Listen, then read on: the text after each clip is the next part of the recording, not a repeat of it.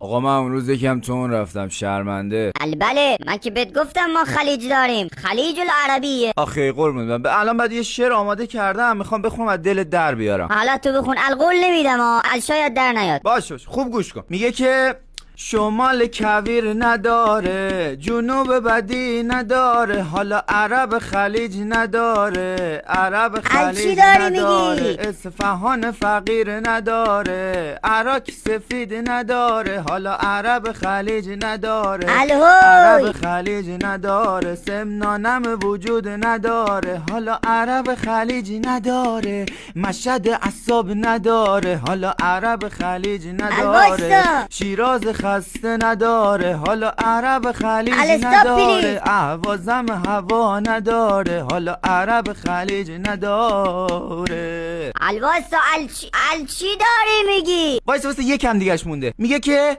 اردبیل گرما نداره، گیلان برنج نداره، حالا عرب خلیج نداره، عرب خلیج نداره، تهران آلودگی نداره، حالا عرب خلیج نداره، بوشهر سرما نداره، حالا عرب خلیج نداره، بندر که جنسی نداره، اصلا قزوین که ترس نداره، عرب خلیج نداره، عرب خلیج نداره، حالا مادر